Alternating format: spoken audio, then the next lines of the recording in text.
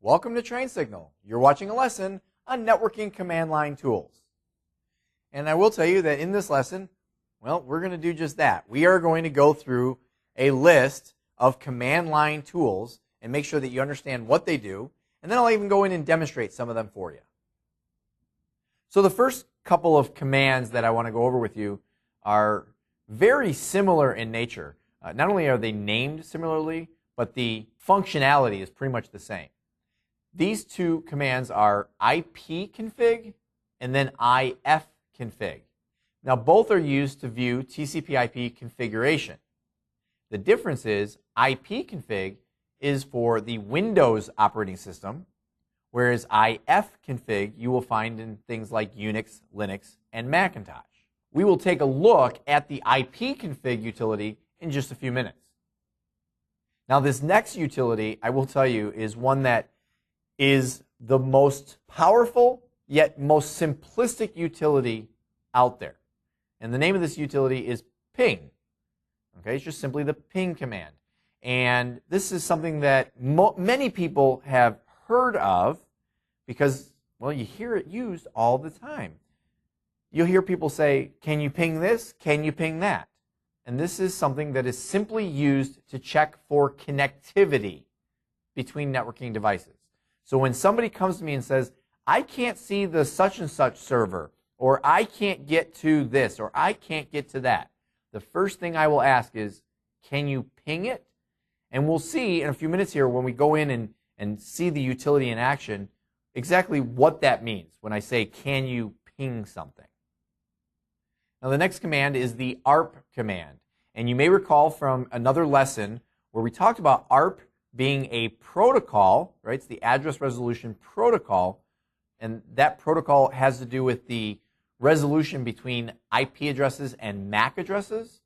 Well, I mentioned that ARP was not only a protocol, but it's also a utility. And the ARP utility is something that is used to view and manage something called the ARP cache. And this is a memory location where we have recently resolved IP and MAC addresses.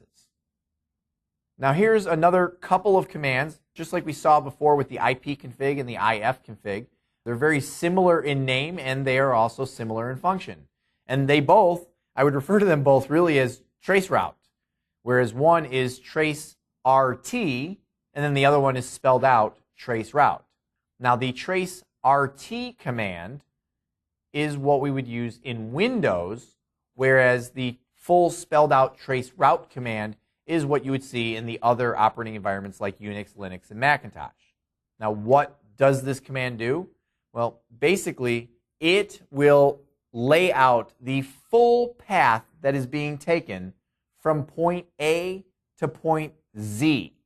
In other words, if I want to see exactly how I'm getting from my computer to some server that's maybe in another office through the enterprise, or maybe I want to see how I get from my individual computer to a web server out on the internet, I can use the traceroute command to do this.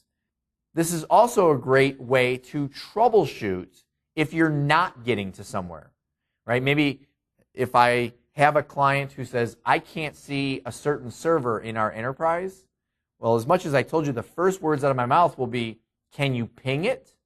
If we're also not able to ping it, the next step from there would be to do a traceroute and see where between that client and that server the breakdown comes into play.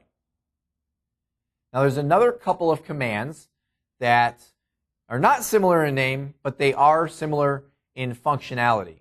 And they are NSLOOKUP, which is used in Windows, and DIG, D-I-G, which is used in Unix, Linux, and Macintosh.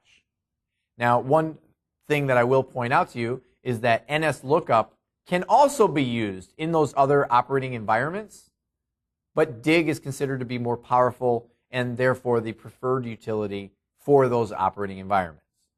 Now, if we jump back to NSLOOKUP for a minute, which we would use in the Windows operating system, it is used to troubleshoot DNS name resolution issues. Okay, so anything that has to do with host names and DNS, things like that, if we're trying to troubleshoot that form of name resolution, we're going to use NSLOOKUP. Now, one key thing that I want you to know about the NSLOOKUP utility is that it has both an interactive and a non-interactive mode.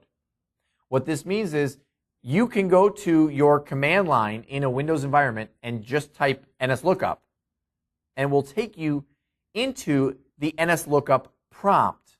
Okay, you won't be in a normal command prompt anymore.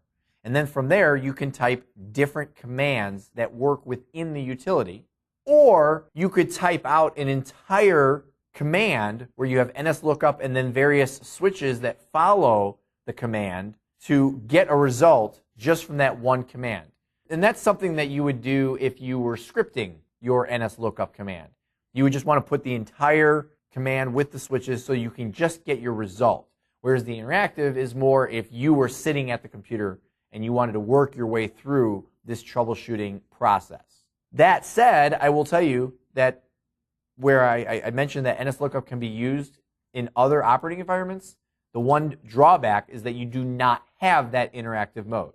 You only have the non-interactive mode if you're working in Unix, Linux, or Macintosh. Now, the next command that we'll talk about is something called netstat, which does pretty much what it sounds like. It is used to display network statistics, okay, or more specifically TCP/IP network statistics and connections.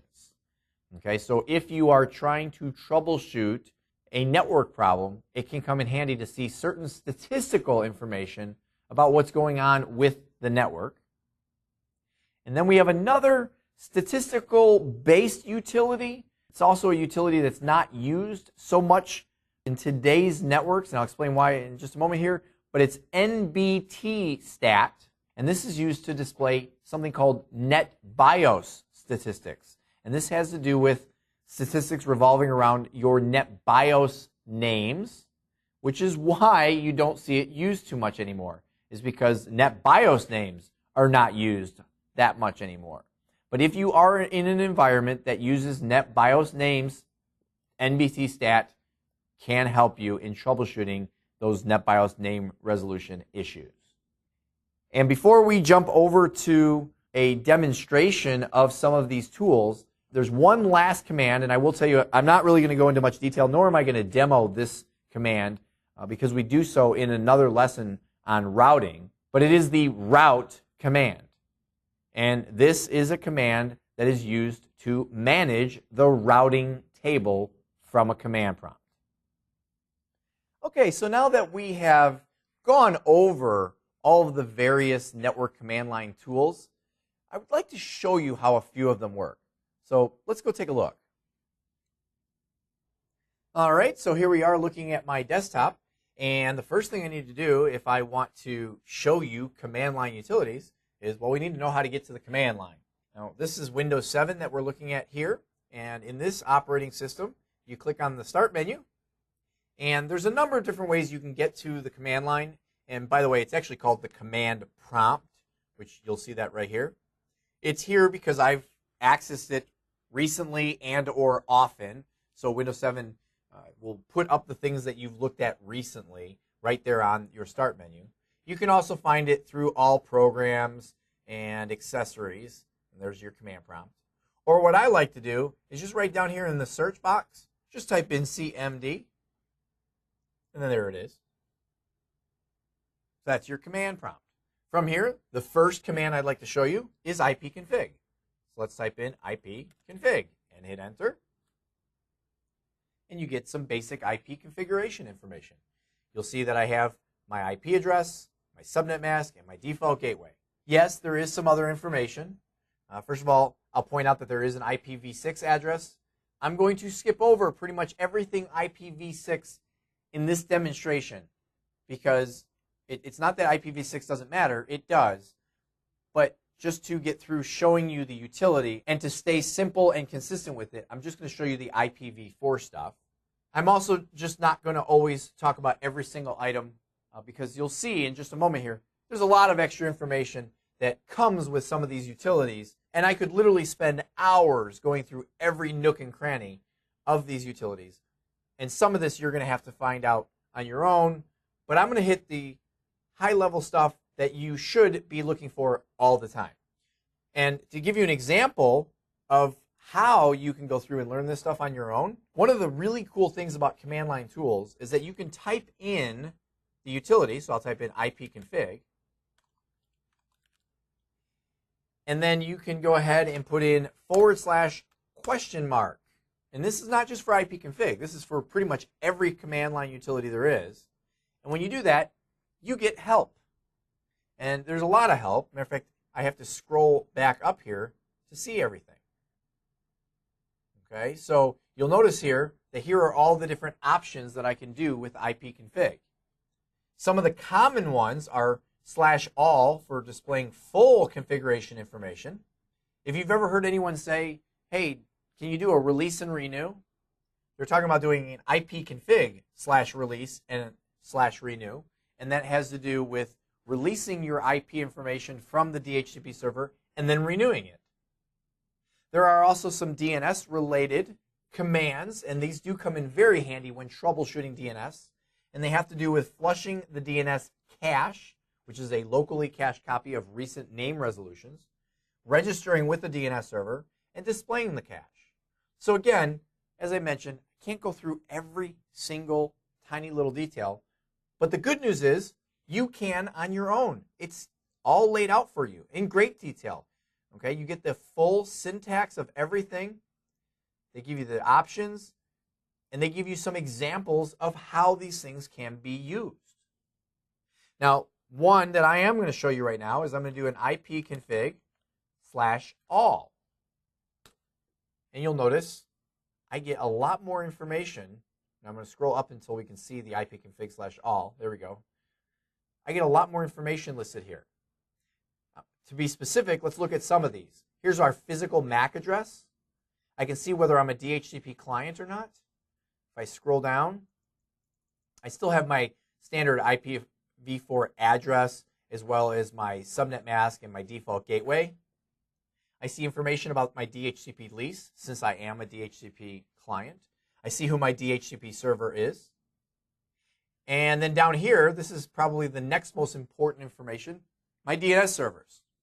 The reason this is a very important piece of information is because if you're ever troubleshooting name resolution, well, you're going to need to know who your DNS servers are that you're getting that name resolution from. Now, I'm not going to go into detail on that. We have a whole lesson on DNS servers. I just want to point out that this is where you can see what you're connected to. So that's basically the ipconfig command. Now, the next command I'm going to type in is CLS. Now, that's not part of this lesson, but I just want to point out that CLS, let me hit enter, boom, great way to clear the screen.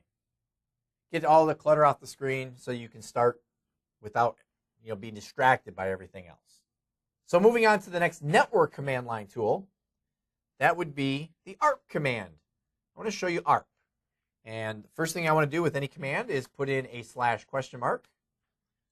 so that I can see all the various information about the different options and the syntax and all of that.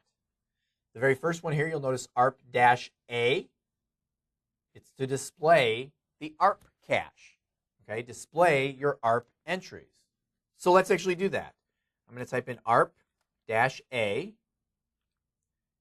And there you go. You have a bunch of entries. And by the way, I never know what this is going to show me. And the reason why is because it is dynamic. In other words, it has to do with what IP addresses have I communicated with recently that I still have stored in this cache. So let me give you an example. Let me go ahead and I'm going to open up Internet Explorer. And let's do something like, let's just go to Google.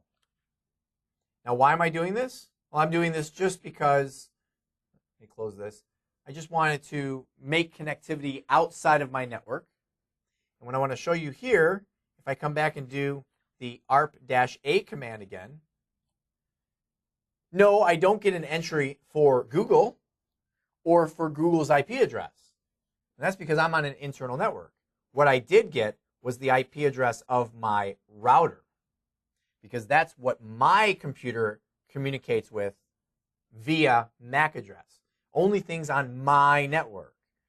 Okay, so apparently I had not communicated with my router in a while, and so it wasn't on the list, whereas now it is. And you'll notice it's dynamic. Now, another thing that I can do here is if I were to type in ARP-D, that's for delete, and I can put in, you know what, let's use the same one, the IP address of the router, 192.168.10.1. Watch what happens here. I actually get an error. And this is something very important to pay attention to, because once you get to Vista and Windows 7 and Windows 8 and other server-based operating systems as well, certain commands are protected because they don't want you to cause damage, or at least they don't want an average person to cause damage, and they required elevated privileges. So in order to be able to use these elevated privileges, I'm going to close the command prompt. And this time when I go to open it, I'm going to right-click on it and select Run as Administrator. Now, I am an administrator, so it's just going to say, are you sure? And I'll say yes. If I was not an administrator on this computer, it would prompt me for credentials. At this point, I'm going to go ahead and put ARP-A just to show that the table is still the same.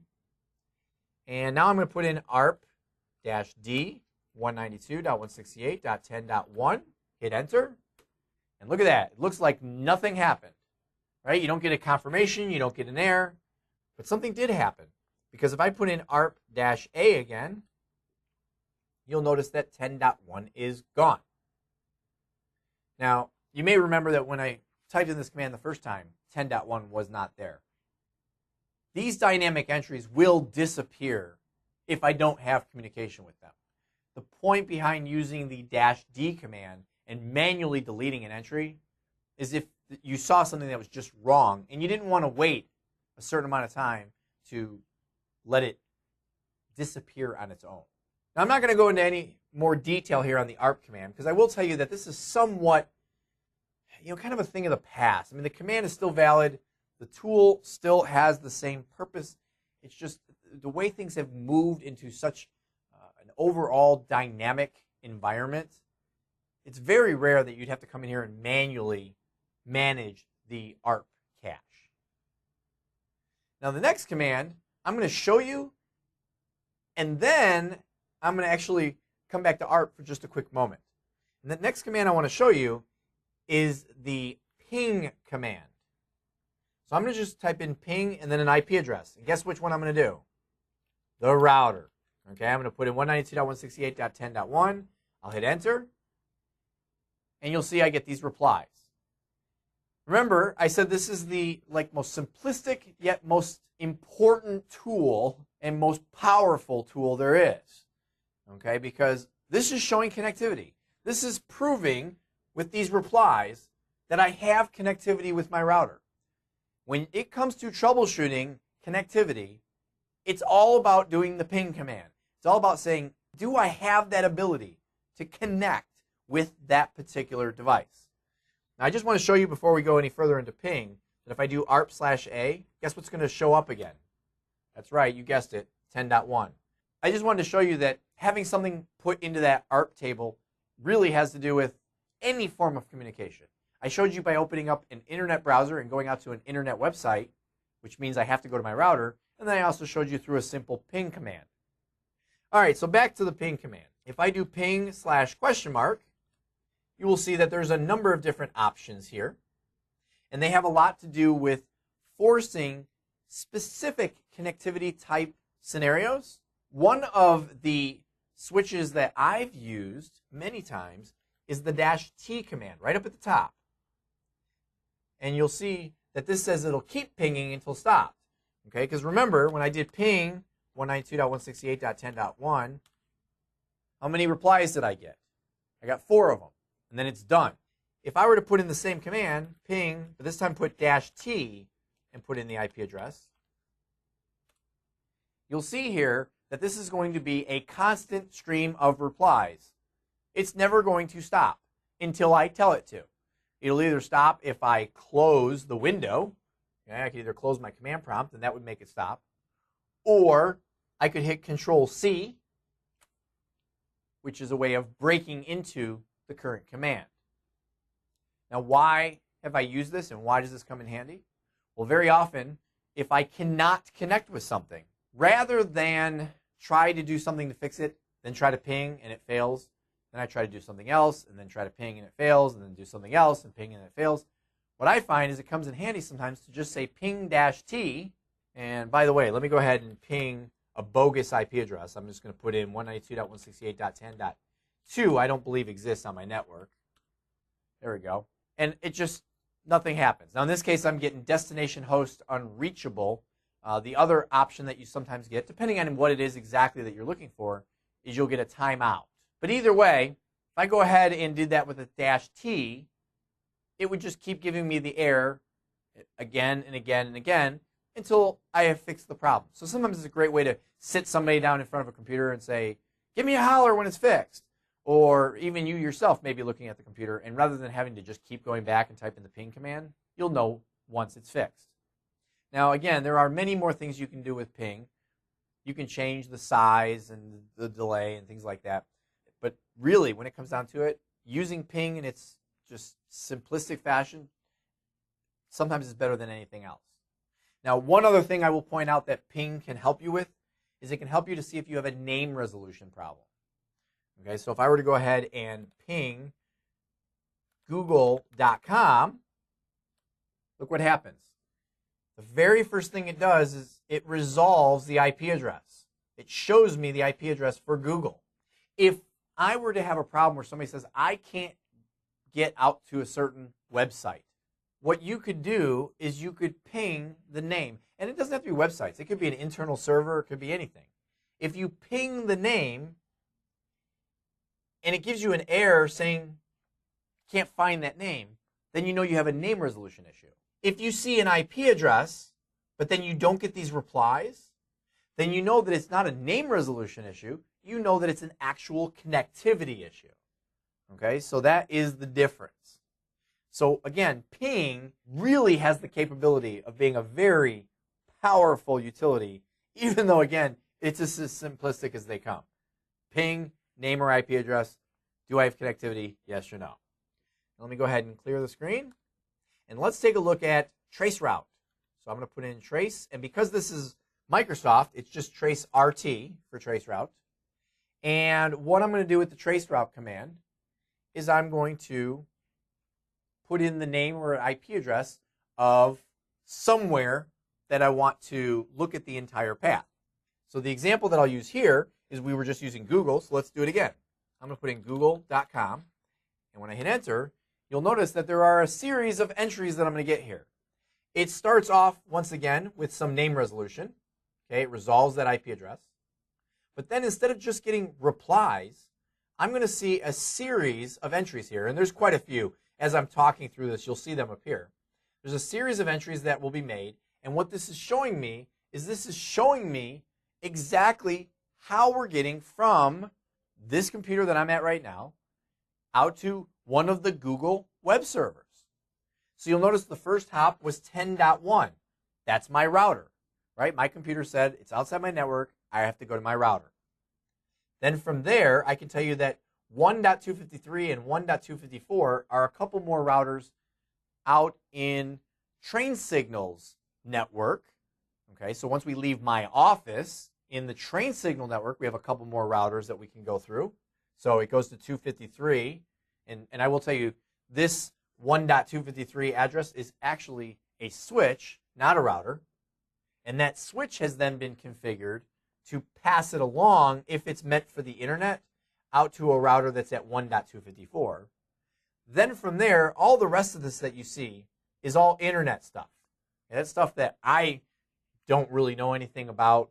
And when I say I don't know about, I don't mean I don't know the technology. I do know the technology. What I don't know is I have no control over these routers. These are just internet routers. Okay, so it's hopping through all these internet routers until eventually, look where it ends up. It ends up at Google's web server. This is a great way to troubleshoot. If you ping something and you don't get a reply, this is a great way to figure out where's the breakdown. Meaning if you look at the obvious stuff and you say, well, everything looks good on the computer, and it looks like the router that this computer is looking to is okay, and maybe the server that I'm trying to get to, yeah, that server looks okay, and you're trying to figure out, well, I'm a little confused. Everything looks okay at the client, everything looks okay at the server. There's got to be a breakdown in between. Traceroute can help you with that. Now, I will also tell you that even though, for demonstration purposes, I took us to Google, the reality is that you would not typically use this utility for an external internet website because, again, what am I going to do if I see a breakdown in any of these areas? Nothing. I have no control over it. This is something you would use in your own enterprise environment. So let me go ahead and clear this out.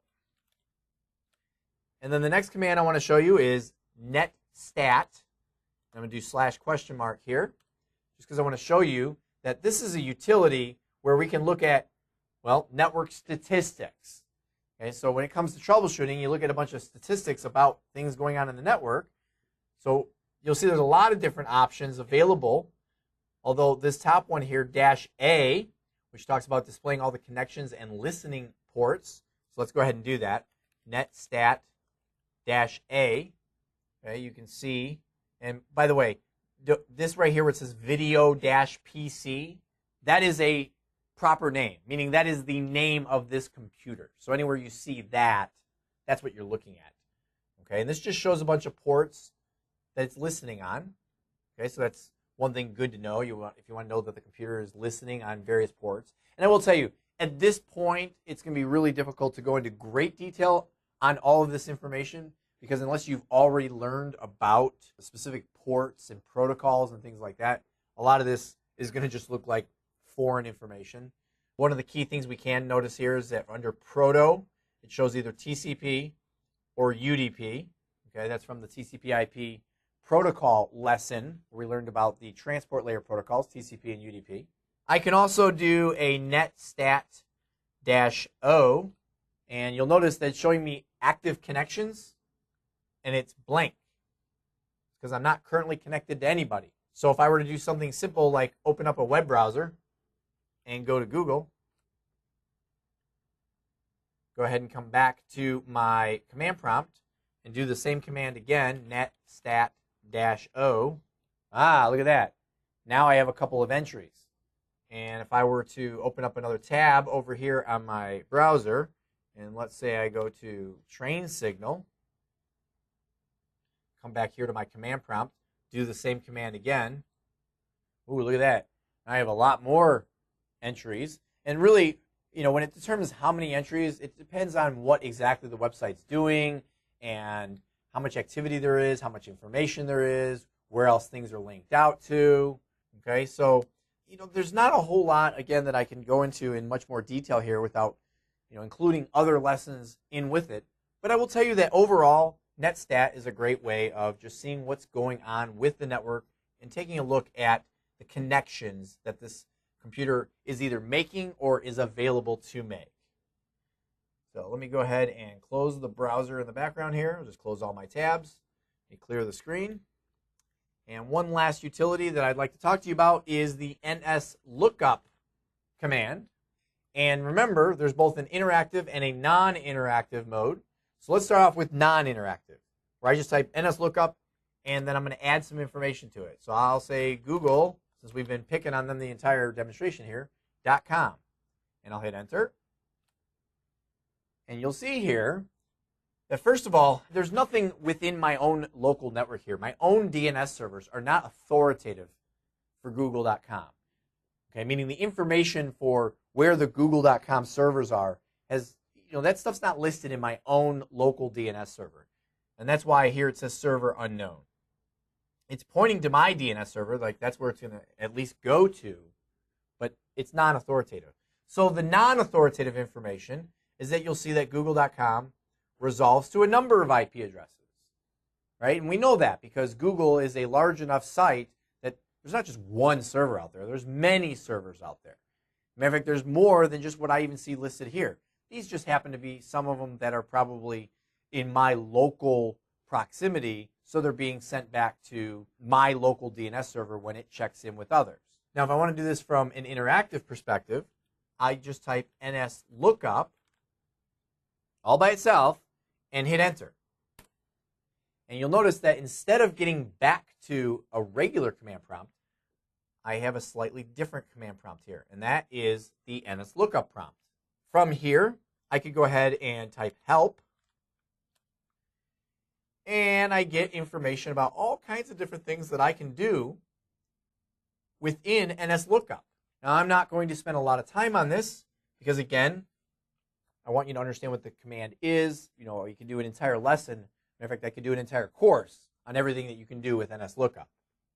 Now, what I do want to show you is that from this interactive prompt, if I once again just type google.com, I get the same information. But now I'm doing it from within the NSLOOKUP prompt.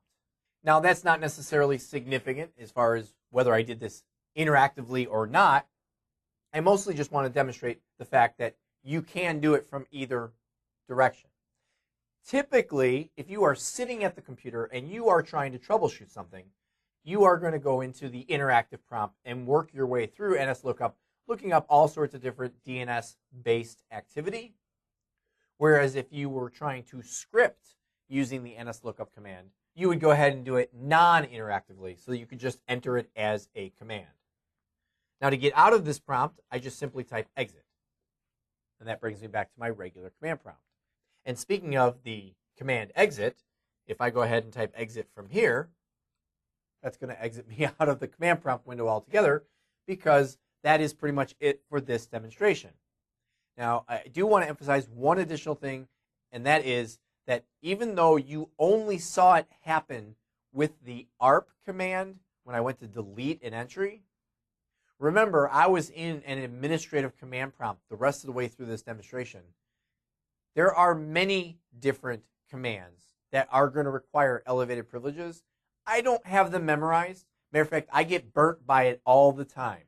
Okay, I personally will be in a regular command prompt, and I will go to do some command, some networking command line tool, and I'll get that error, and then I have to go back in with elevated privileges. For that reason, what some people choose to do is, if you know you're an administrator and you know what you're doing, you just by default always open the command prompt with elevated privileges, and then you don't have that problem. Okay, but other than that, those are some of the more commonly used commands. And again, even though I didn't go through every detail, you have the ability to put in a /? or help and learn anything and everything that you need to know about the command.